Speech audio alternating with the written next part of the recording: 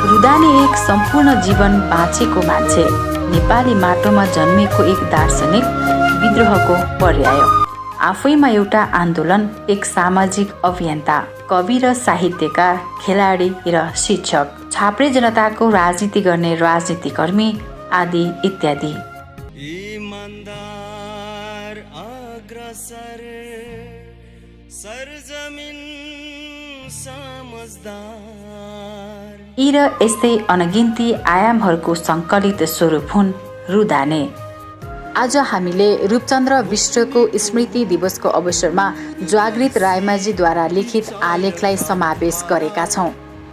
अनुसन्धानकर्ताको लागि रहस्य जस्तो, आम मानिसको जीवन लीलासँग तुलना गर्दा पागल जस्तो, बेला बेला सन्काहा जस्तो, अराजक जस्तो, तर हरेक सन्काहापनभित्र शिक्षा बोकेर, हरेक पागलपनभित्र विद्रोह बोकेर, हरेक अराजकभित्र सामाजिक रूपान्तरणको झिल्को बोकेर एउटा सम्पूर्ण जिन्दगी बाँचेका मान्छे हुन् रुदाने। आफ्नो टाउको ठोकिएला हरेक मान्छेलाई जीवनभर सम्झन सक्ने स्मरण छोडेर हिँडेको मान्छे। कठिन छ रुदानेलाई शब्द, वाक्य र अनुच्छेदबाट अनुवादन गर्न, र त्यो दुस्साहस कोही न कोहीले त गर्नै पर्ने हुन्छ। अनेक नाममा एउटा रूपचन्द्र, रूप, रूपे, स्वरूपे, रापसहरू, जसहरू रुदाने रूपचन्द्र बिष्टले प्रयोग गर्ने नामहरू हुन्। रूप रूपचन्द्रको संक्षिप्त नाम थियो। रूपे चाहिँ रूपलाई ग्रामीण बोलीचालीमा बोलिने शब्द।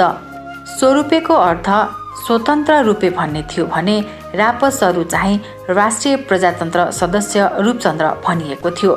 बढीजसो रूपचन्द्रले आफूलाई जसहरू र रुदानेबाट व्यक्त गर्न चाहन्थे। जसहरू राजनैतिक अभियानको क्रममा जनमुखी सहकर्मी रूपचन्द्र भनेर प्रयोग गरिएको थियो भने रुदाने चाहिँ रूपचन्द्र दामन नेपाल। विद्रोहको नेपाली नाम रुदाने। विद्रोहको फ्लेभर हरेक मान्छेमा मात्रात्मक त पक्कै हुने होला र त मान्छे बन्न सम्भव भएको हो, तर एउटा मान्छेको नसा नसामा, रगतको बुँद बुँदमा, हरेक धड्कनमा, हरेक नजरमा, हरेक पाइलामा, कलमका हरेक निबहरूमा विद्रोह हुन सम्भव छ भने त्यो रुदानेमा सम्भव थियो। जन्मेर सचेत पाइला चालेदेखि मृत्यु र मृत्युपछि आफ्नो लासलाई पनि विद्रोही बन्न बाध्य बनाए रुदानेले। आफैसँग विद्रोह। राणाकालमा सम्पन्न सेना परिवारमा जन्मिएका रूपचन्द्रको जीवन भौतिक सुविधामै सयर गर्न सम्भव थियो। मिठो मसिनो खान, आरामदायी ओछ्यान, महँगा पहिरन, आकाश छुने जस्तो बङ्गला, बेगले कुद्ने सुविधा भएका सवारी साधन उनका चुट्कीका विषय नै थिए। तर झुत्रे, झाम्रे, लुरे र त्यान्द्रेहरूको जागरण प्रिय लागेको रूपचन्द्रका निम्ति ती सबै व्यतिक विलासहरू मूल्यहीन भए। राष्ट्रिय पञ्चायतमा माननीय भएका बखत पनि बोराको लुगा लाएर सुकुम्बासीको बस्ती बचाउन मन्त्रीको साथो लिन पुग्थे। महलको धनी भएर पनि छाप्रोको बास उनको अभ्यस्त विषय थियो। परिकारे खानाबाट उनको जिब्रो रमाउँदैनथ्यो। उनलाई त सबैभन्दा गरिबले खाने खाना स्वादिलो लाग्थ्यो। स्वादिष्ट खाना पचाएर, राम्रा लुगा फटाएर, घरबार दरबार बनाएर बाँचेका मान्छे भन्दा बेठिक विरुद्धमा शहीद भएकाहरू ठुला हुन् भन्थे उनी, र आफ्नो आयुभरि क्रान्तिकारी उज्याला दिनहरू सर्वोपरि हुन् भन्दै उज्यालो बाल्नमै व्यस्त थिए। भनिन्छ नि, आफूलाई जित्ने मान्छेले संसार जित्छ। आफूलाई जित्न आफैसँग विद्रोह गर्नुपर्छ। आफ्ना लोभ, आफ्ना अहङ्कार र आफ्ना रहरहरूलाई रुदानेले आफैले झापट हानिरहे, आफैले आफैसँग विद्रोह गरिरहे। परिवारसँग विद्रोह। 8 वर्षका बालक बाउले आमालाई पिट्न खोज्दा बाउको हात समात्न जान्छ र घरबाट निस्कन्छ। सम्भ्रान्त सेनाको सामन्तवादी संस्कृतिसँग विद्रोह गरेको बालक फेरि कहिले घर बस्ने गरी फर्केर आउँदैन। आक्कल झुक्कल आमाको मायाले घरमा जान्छ, तर उसले विद्रोह नै रोज्छ।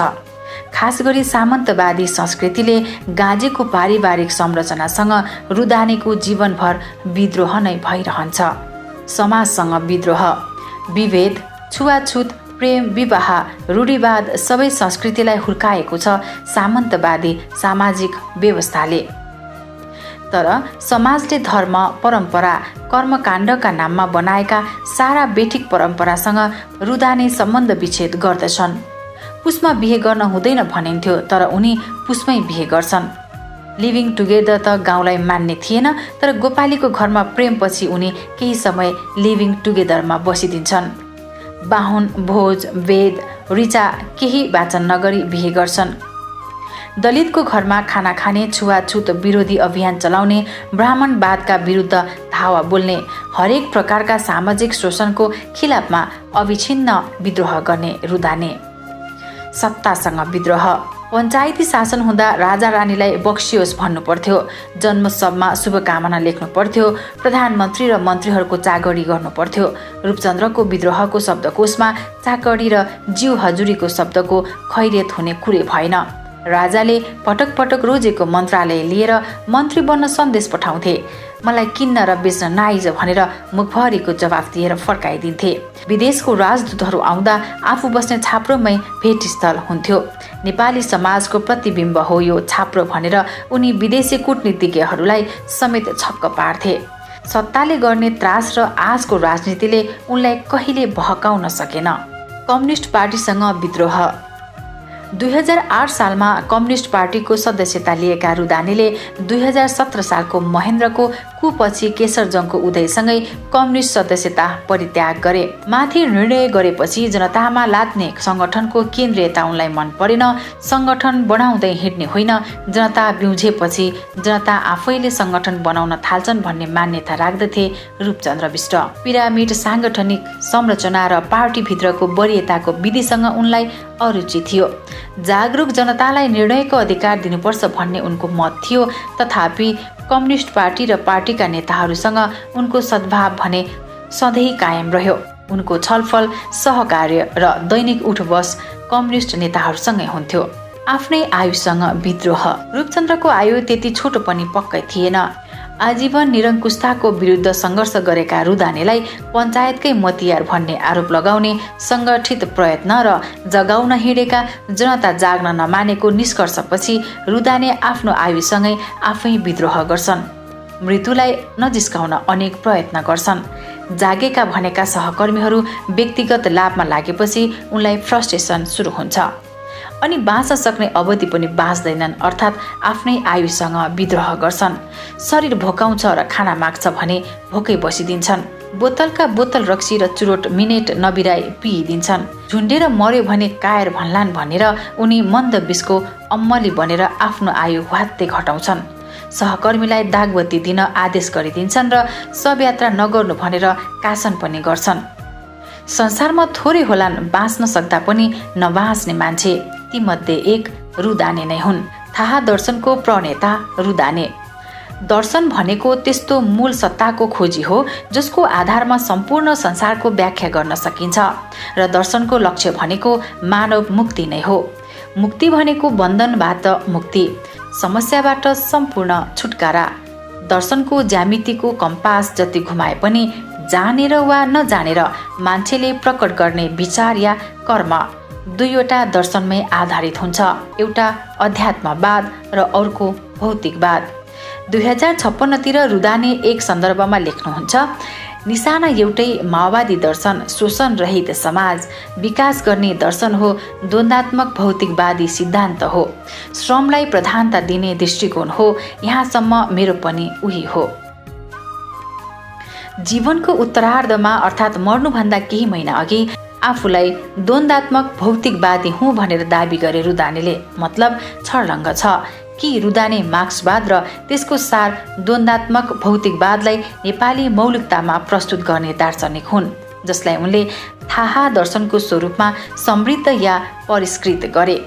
रुदाने लेख्छन्, 4 माना माटोसँग तेरो नाता पर्यो भनेर, माटाको भाँडाले तँसित दोस्ती सोस्ती गर्यो भनेर, बचिस कैद गमलामा सिङ्गे पृथ्वीलाई छाडेर। यो कविताले मानव स्वतन्त्रताको अनिवार्यताको बोध गराउँछ, अर्थात् थाहा दर्शन मानव स्वतन्त्रता र मुक्तिको दर्शन हो। थाहा निष्पक्ष सक्रियताको अभ्यास गर्ने दर्शन हो। पक्षमा सक्रिय हुन या निष्पक्षमा निष्क्रिय हुन निकै सजिलो छ, तर निष्पक्ष हुनु भनेको सत्य र ठिकको पक्षमा सक्रिय हुनु हो। सत्य ज्ञानको नाम, ठिक कामको नाम, दुवैको संयोजन हो थाहा। यसरी सत्य र ठिकको पक्ष लिएर सक्रिय भइरहने अभ्यासको नाम हो थाहा। यहाँनिर मार्क्सले भने चाहिँ दार्शनिकहरूले संसारको व्याख्या गरेका छन्, तर मुख्य कुरा यसलाई बदल्नु हो भन्ने विषय जोडिन्छ। रुदाने दर्शनलाई धरतीमा उमारेर हुर्काउनुपर्छ भन्नेमा हुनुहुन्थ्यो। सत्य थाहा हुँदा झुट नाश हुन्छ।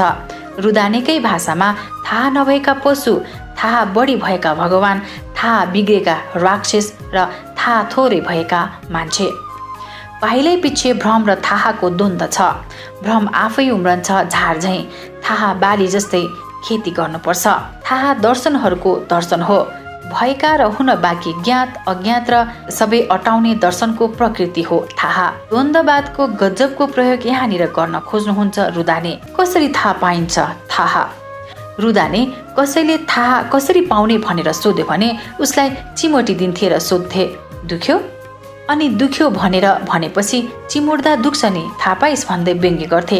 तेरो बाउ भन्दा पनि ठुलो, मेरो बाउ भन्दा पनि ठुलो, तेरो हजुर बाउ भन्दा पनि ठुलो, मेरो हजुर बाउ भन्दा पनि ठुलो सत्यको परिचय भ्रमको उल्टो थाहा भनेर आफ्नै शैलीमा सम्झाउने प्रयत्न पनि गर्थे। थाहा दर्शनलाई अभ्यासले अनुभव, साधनाले अनुभूति र तपस्याले साक्षात्कार तहको थाहा पाइन्छ भनेर 3वटा खुड्किलो मार्फत साक्षात्कार तहको थाहा प्राप्तिको विधि तय गरे रुदानेले।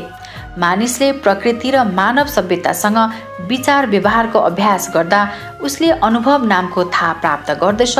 मानिसले प्रकृति र मानव सभ्यतासँग निरन्तर साधना गर्यो भने अनुभूति तहको थाहा पाउँछ र मानिसले प्रकृति र मानव सभ्यतासँग आफ्नो जीवनलाई तपस्या नै गर्न लगायो भने उसले प्रकृतिको अन्तिम सत्यसँग साक्षात्कार नै गर्दछ, अर्थात् साक्षात्कार तहको थाहा पाउँछ भन्ने मान्यता हो थाहा।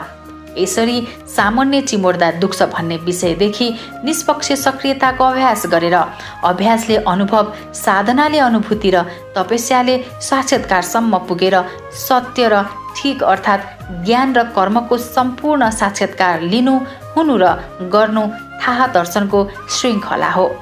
थाहा आन्दोलन। रुदाने भन्नुहुन्थ्यो, मेरो या कसैका व्याख्या कण्ठ गरेर थाहा बुझिँदैन, सुनेर पढेर थाहा हुँदैन, थाहा अनुभूति हो। थाहा आन्दोलनले कसैलाई सम्झाउने, बुझाउने भन्दा पनि बिउझाउने गर्नुपर्दछ।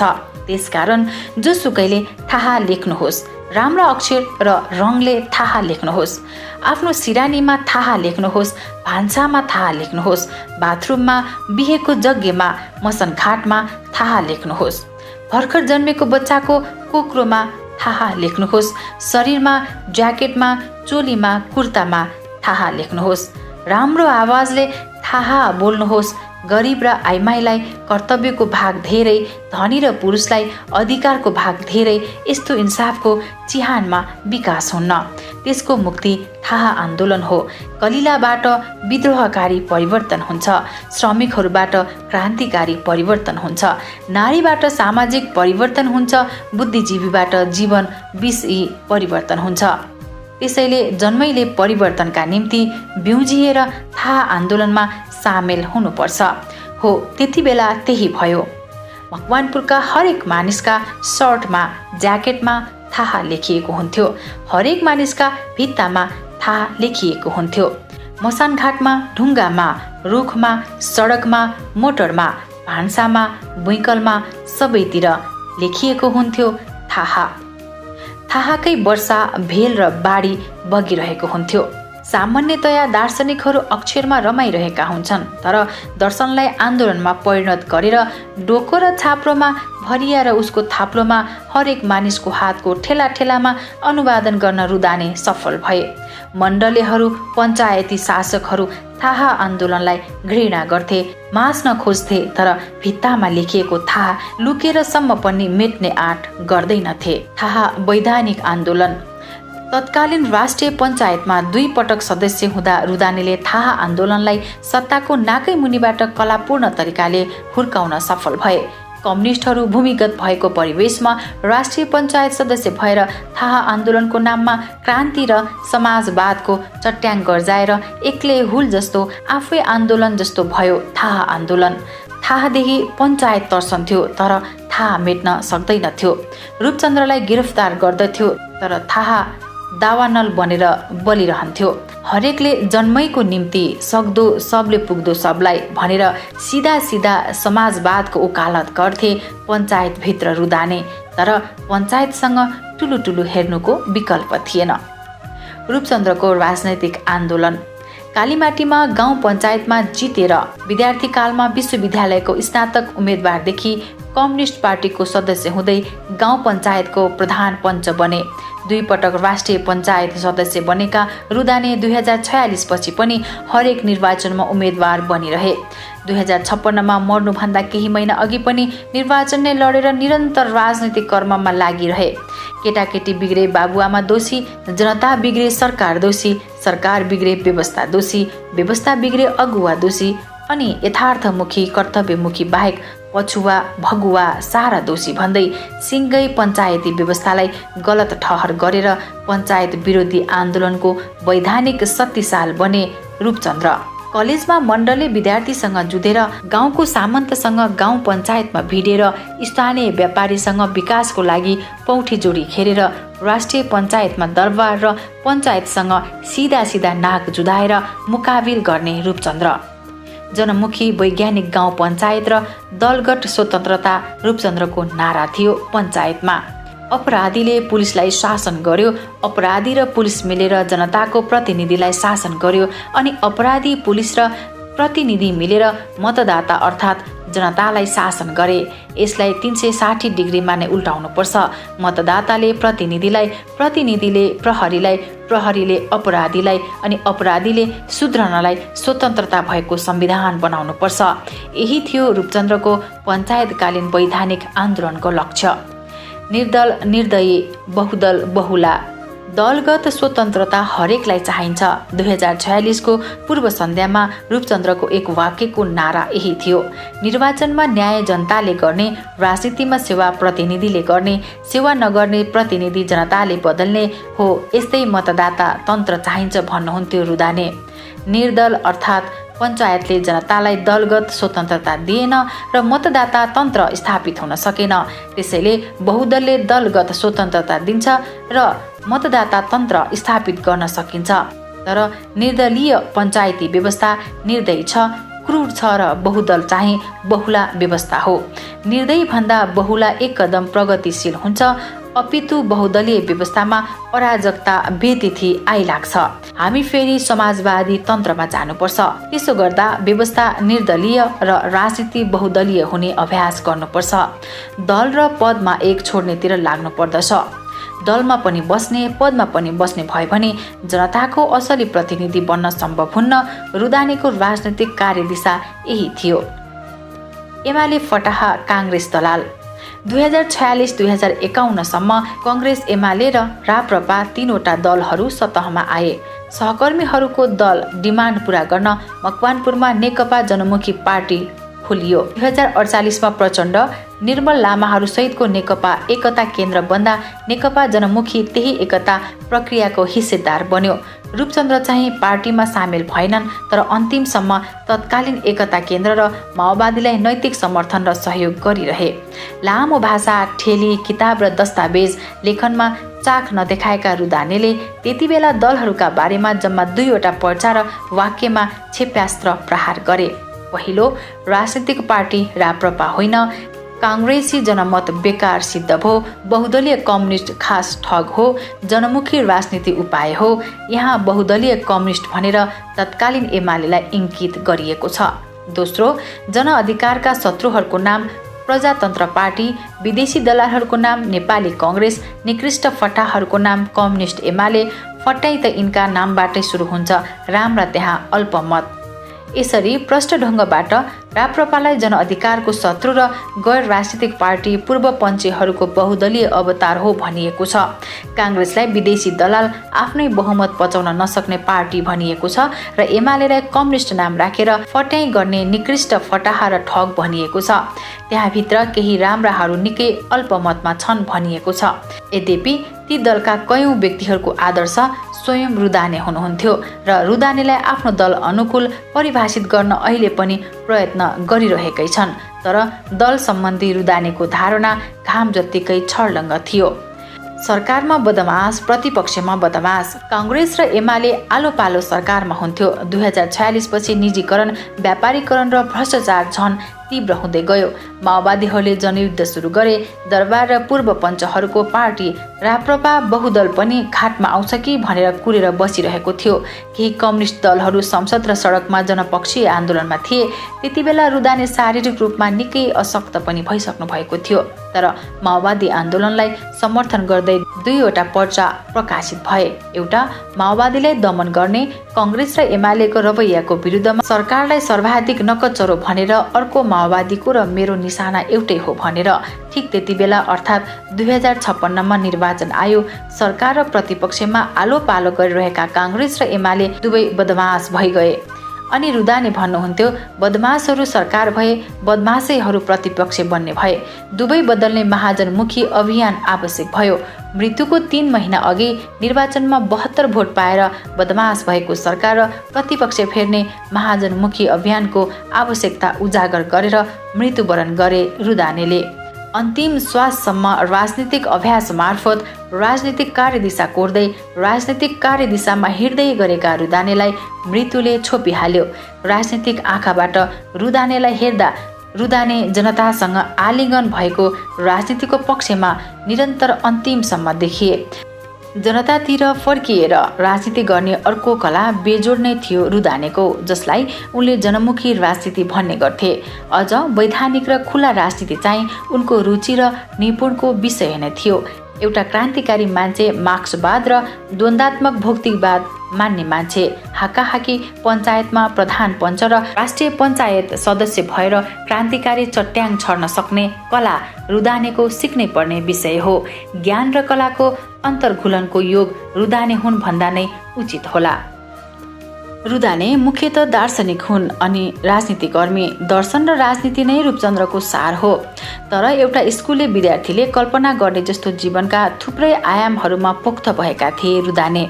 आफ्नो दर्शन र राजनीतिलाई कविता र साहित्य मार्फत विस्फोट गराउँथे उनी।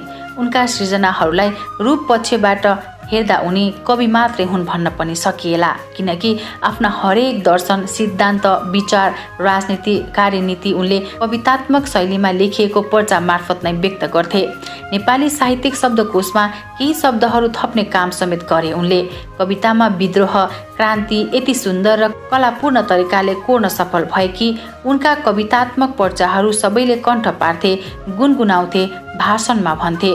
त्यो कला उनका निम्ति यसकारण पनि जरुरी थियो कि पञ्चायतमा सबै विषय सिधा सिधा बोल्न कानुनी अडचन थियो। पछि उनको त्यो मौलिक शैली बन्यो, साहित्य बन्यो, कला र कविता बन्यो। रूपचन्द्रका सृजनालाई साहित्य र कविताको कोणबाट कसरी हेर्न सकिएला, त्यो त समालोचक या कविहरूको ओर्कतको विषय हो। तर दर्शन, राजनीति, भावना, विद्रोहको कलात्मक अन्तर्घुलन गर्ने एकजना सर्जक हुन् भन्न भने मथिङ्गरले धेरै कसरत गर्नु नपर्ला। शिक्षक र शिक्षाविद रुदाने। रूपचन्द्र बिष्ट 2029-30मा केही वर्ष माध्यमिक विद्यालयको प्राध्यापक समेत हुनुभयो, अर्थात् शिक्षक पनि। तर उनी शिक्षक र शिक्षणमा मात्रै सीमित भने भएनन्। बिहानी पाठशाला भनेर गरिब र स्वास्नी मानिसहरूलाई साक्षर बनाउने अभियान चलाउनु भयो। जबकि सिङ्गे सरकार लाग्दा पनि देश अझै साक्षर हुन सकेको छैन। कसैले आफ्नो घरको महिलालाई पढाउन पठाएन भने आइमै नपढाउने मुर्दाबाद भन्ने नाराले त्यो पुरुषको कान पकाउँथ्यो। विद्यालयका विद्यार्थीलाई उत्पादनसँग जोड्न विकास क्षेत्र, विकास बारीमा काम गर्न लगाइन्थ्यो। पञ्चायती पाठ्यक्रमले पञ्चायती भजन मण्डली बनाउँछ भनेर इतिहास र राजनीतिको अलग कक्षा चलाइन्थ्यो। शिक्षा र श्रमसँगको सम्बन्धलाई व्यवहारिक प्रयोग गर्न लगाउँथे रुदाने। श्रीमान गम्भीर भन्ने राष्ट्रिय गान व्यक्ति स्तुतिमा आधारित छ भनेर मकवानपुरका 100 भन्दा बढी विद्यालयमा मानिस न्याय प्राणी भन्ने साबित गर्छौं कामना भन्ने अलग राष्ट्रिय गान गाउन थालियो। आफ्नो विवाहको सम्पूर्ण खर्च कटौती गरेर पुस्तकालयमा पुस्तक किन्ने घोषणा गरेर नवजागृत पुस्तकालय बनाए रुदानेले। त्यति बेला उत्पादन कृषि प्रणालीमा आधारित थियो। अन्न तरकारी बालीको अनुसन्धान, पशु र घाँसको अनुसन्धान गरेर नमुना खेती र पशुपालनको अभ्यास गरे उनले। अझ रोचक कुरा त रूपचन्द्र अध्ययनमा निकै रुचि राख्थे। दिनभर हिमाल पहाड, रातभरि आकाशपुञ्जको अध्ययन, सिम्मन्झाङको जङ्गल, दामनको भ्यू टावर रूपचन्द्रको दैनिकी हुन्थ्यो। यसरी दर्शन, राजनीति, साहित्य, गणित, कृषि, खगोलमा गहिरो पोख्ता हासिल गरेर शिक्षक र शिक्षाविद दुवै बने रुदाने। आत्मनिर्भर अर्थ प्रणालीका शिल्पी रूपचन्द्र। समाज या देशको मुख्य मेरुदण्ड अर्थ प्रणाली हो। रूपचन्द्रको भाषामा राजनीति गिदी हो भने मुटु अर्थतन्त्र, अर्थात् गिदी मात्रै भएर मुटु बिना जसरी मान्छे चल्न सक्दैन, त्यस्तै राजनीति मात्रै भएर अर्थनीति नहुँदा देश र समाज चल्न सक्दैन। कृषिमा आधारित उत्पादन प्रणाली भएका बेला सिङ्गै समुदायलाई उत्पादन प्रणालीमा सहभागी बनाएर आत्मनिर्भर बन्न सकिन्छ भन्ने नमुना दामन पालुङबाट देशलाई पेश गरे रुदानेले। नेपालकै सबैभन्दा ठूलो विकास घर जनश्रमदानबाट निर्माण गरे। अहिले सङ्घीयता आएपछि विकेन्द्रीकरणको नामबाट सरकारले स्थानीय तहलाई केही रकम विनियोजन गर्न थालेको छ। तर रूपचन्द्रले 2022 पछि नै दामन पालुङमा उत्पादन भएको कृषि उत्पादनमा व्यापारीहरूलाई स्थानीय करको प्रावधान अघि सारे। सिडिओले कारबाहीको पुर्जी पठाए, तर 31 काटा वाल र सिडिओ अनि अञ्चलाधीशको केही लागेन। अन्ततः स्थानीय कर प्रणाली लागू भएर छाड्यो। अहिले त त्यो देशव्यापी नै बनेको छ। रुक्नु नै छैन, झुक्नु नै छैन। बढ्छौँ विकास बाटोमा, उत्पादनका साधन साथै पार्छौँ हामी मालामाल। यस्ता हुन्थे रुदानेका आत्मनिर्भर अर्थ प्रणालीका नाराहरू, जहाँ सिङ्गै उत्पादन प्रणालीमा जनताको सहभागिताको नारा हुन्थ्यो र व्यवहारिक कार्यान्वयन पनि। खेलाडी र हिमाल आरोही रूपचन्द्र। रुदाने जस्तो बहुआयामिक व्यक्तिले खेल क्षेत्रलाई नछुने कुरै भएन। पहाडमा भलिबल सबै तन्नेरीहरूको मितेरी विषय नै हुन्थ्यो। रुदाने आफै पनि अग्लो कदका थिए, त्यसमा पनि शारीरिक सुगठन उनको शौक। केही थान मान्छेहरूले भौतिक आक्रमण गर्ने आँट नै गर्न नसक्ने रूपचन्द्र कुस्तीमा पनि निपुण थिए। पुलिसले समात्न खोज्दा नारायणीमा हाम फालेका रुदाने पौडीमा त झनै पोख्त थिए। चेस चाहिँ बुढेसकालको मेसो बन्यो उनको। बस्ती छोडेपछि आउने गोठ छोडेपछि आउने हिमालको बारेमा लेखेको एउटा कविता र केही अनुसन्धानले रूपचन्द्र हिमाल चढेको पनि पुष्टि हुन्छ। अनेक भाषाका जानकार रूपचन्द्र।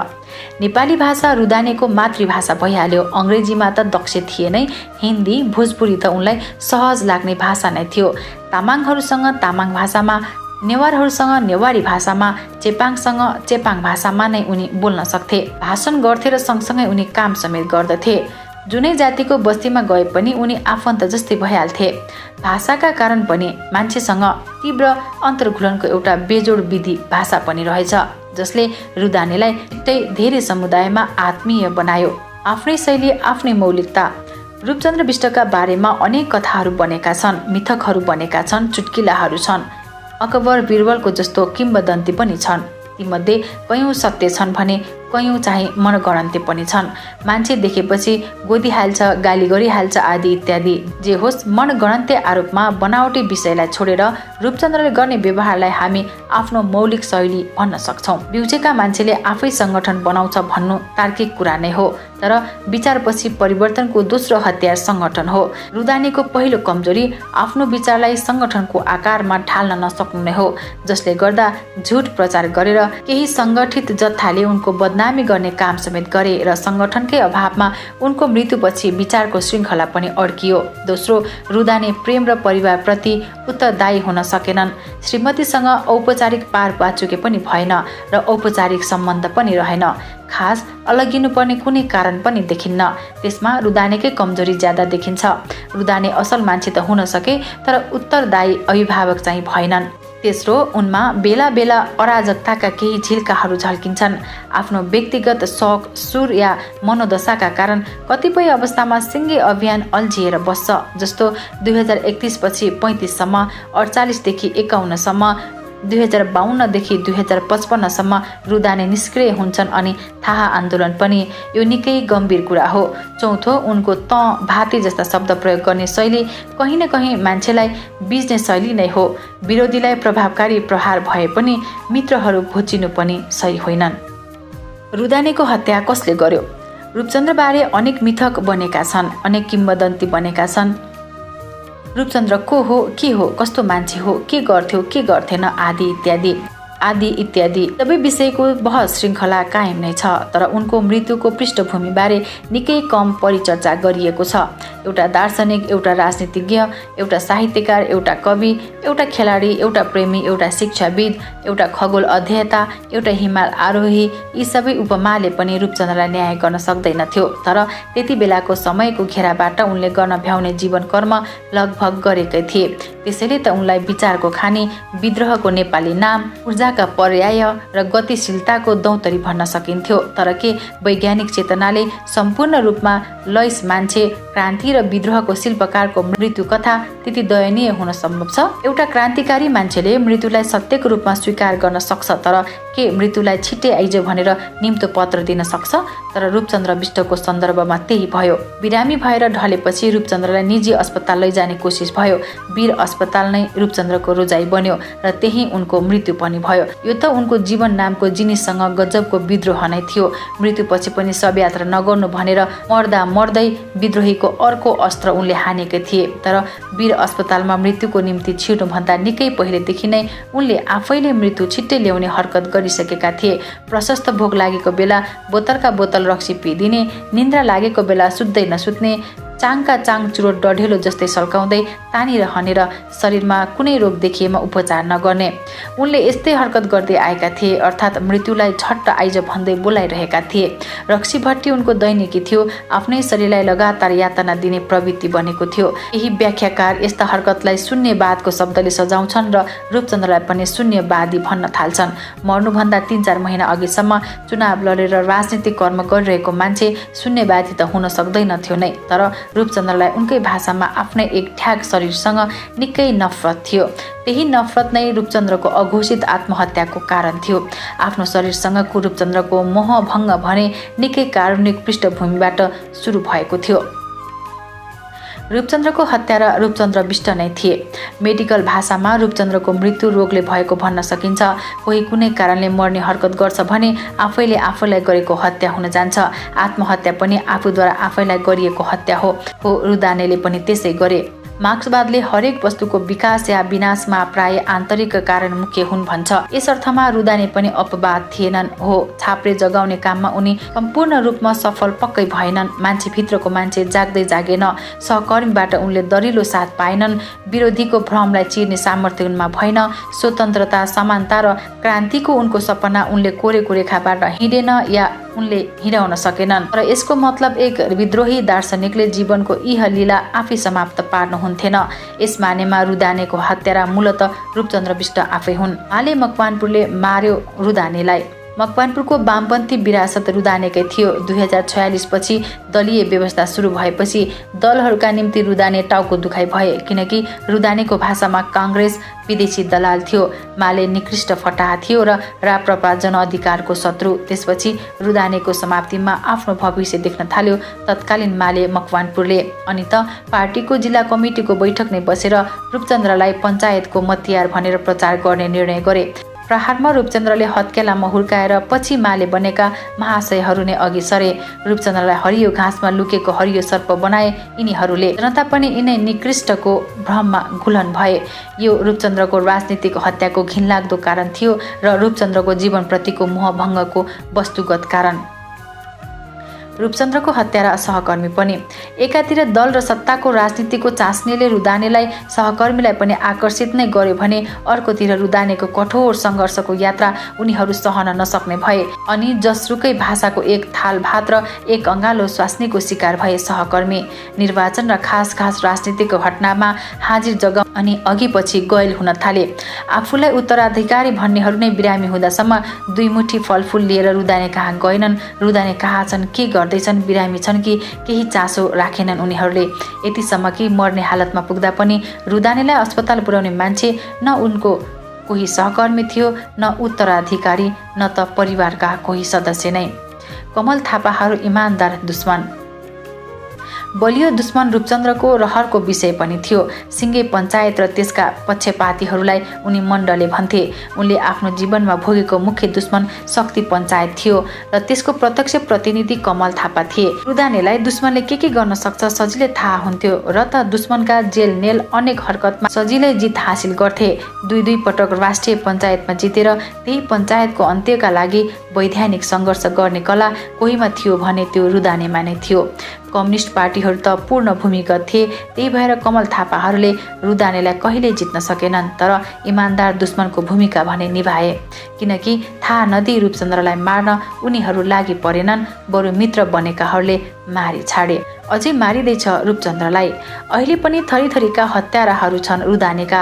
बाचुन्जेल रुदानेसँग दुश्मनी गर्नेहरू रुदानेलाई देउता नै बनाएर तारिफ गर्छन्।